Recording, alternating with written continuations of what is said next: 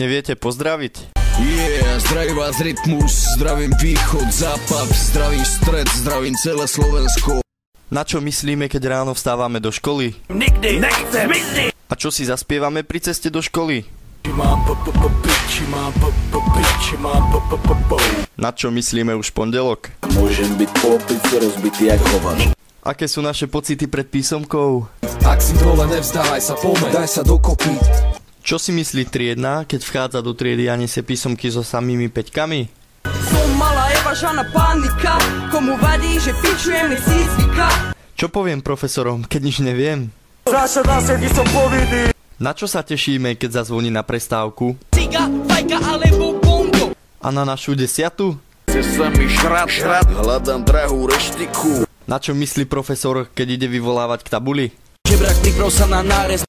A kam by sme ich radi poslali? Čo si myslím, keď donesiem ospravedlnenku? Sa nám dojebalo auto a sme nemohli prísť. Ako pravidelne končíme školský rok? S Frantom najebaný za volantom. Kedy konečne prestaneme zdrhať zo školy? Možno až keď budem nenormálne starý. Čo budeme spievať profesorom, keď nám pomôžu pri mature?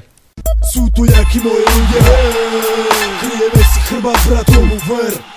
A čo mi povie otec, keď nezmaturujem? Kopačku na prsa a poskačem ti po hlave. A čo mi na to? Jebe, to sa nikdy nestane. Ako budeme vyzerať po mature? Narazí zo mňa destila. Ako si naši rodičia predstavujú našu budúcnosť? Vlastné vydavateľstvo a predaj. A čo mi na to? Jediná odpoveď je Ako vidíme svoju budúcnosť my? Čiže ako ma čaká BMW, nech ti nejebe 730D. A aká je skutočnosť? Mám požičané auto a nemám ani fúka. Čo pijeme na našej stužkovej, kým sú tu rodičia a profesori?